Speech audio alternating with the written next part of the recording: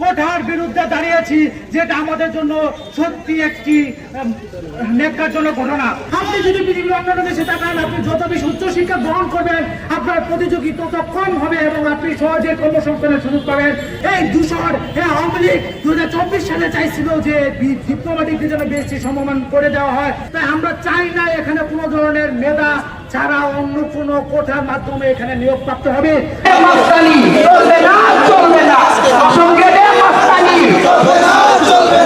Assistant engineer পদ, সহকারী প্রকৌশলী, যেটা যেটা হচ্ছে এন্ট্রান্স, আমাদের হচ্ছে বিএসসির এন্ট্রান্স মাধ্যমে তারা এখানে আসতে পারে।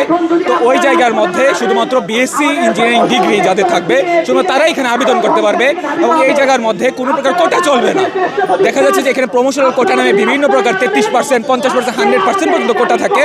এটা বিএসসি ইঞ্জিনিয়ারিংদের যারা স্টুডেন্ট আছে তাদের জন্য, গ্রাজুয়েটদের জন্য এখানে সিট কমে যাচ্ছে। তো এই জায়গার মধ্যে যে শুধুমাত্র যেন তারা বিএসসি ইঞ্জিনিয়ারিং ডিগ্রি ছাড়া অন্যকে অ্যাপ্লাই করতে না পারে এবং এই জায়গার মধ্যে কোনো প্রকার কোটা যেন না থাকে। নবম গ্রেডে, তারপর হচ্ছে 10ম গ্রেড, যেটা সাব ইঞ্জিনিয়ার বা এটা ইঞ্জিনিয়ারিং পোস্ট, এখানে ডিপ্লোমা এবং বিএসসি ইঞ্জিনিয়ার উভয়ের জন্য যেন আবেদনের সুযোগটা উন্মুক্ত করে দেওয়া হয়।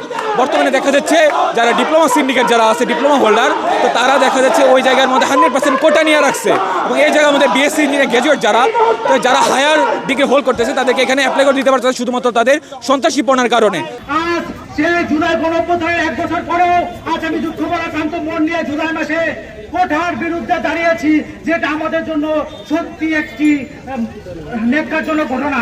প্রতি বছর সরকারি এবং বেসরকারি মিলে প্রায় 7 থেকে 8,000 বিএসসি স্নাতক গ্রাজুয়েট বের হয়। তার বিপরীতে নবম গ্রেডের সরকারি প্রকৌশল পদের সংখ্যা মাত্র 300 থেকে 400। অপরদিকে যদি আমরা দেখি 10ম গ্রেডে বা উপসরকারি প্রকৌশল পদে প্রতি বছর ছাত্র হয় 7 থেকে 8,000। কিন্তু মজার বিষয় হচ্ছে এই একটি প্রকৌশল পদে আমরা যারা বিএসসি ইঞ্জিনিয়ারিং ডিগ্রি পাস করছি তাদেরকে আবেদনই করতে পারে না। এখন আপনি দেখতে পাবেন আজকে আমাদের ওয়াসার পরীক্ষা ছিল, প্রতি পদের জন্য আবেদনকারী ছিল প্রায় 400 জন। আপনারা এটা বুঝতে পারেন কি ধরনের অসম প্রতিযোগিতা। আমরা যারা বিশ্ববিদ্যালয়ে চান্স পাই, প্রকৌশল বিশ্ববিদ্যালয়ে একটা এসএসসি বেসে সাধারণত শিক্ষার্থী থেকে 14 থেকে 15 লাখ, সেখান থেকে মাত্র 12,000 স্টুডেন্ট প্রকৌশল বিষয় এবং প্রকৌশল বিশ্ববিদ্যালয়ে পড়ার সুযোগ পায় এবং সেই মেধাবীদেরকে চাকরির ক্ষেত্রে অসম প্রতিযোগিতা সৃষ্টি করে রাখা হয়েছে। এটা পৃথিবীর আর কোথাও নেই। আপনি যদি পৃথিবীর অন্যান্য দেশে তাকান, আপনি যত বেশি উচ্চশিক্ষা গ্রহণ করবেন আপনার প্রতিযোগী তত কম হবে এবং আপনি সহজে কর্মসংস্থানের সুযোগ পাবেন।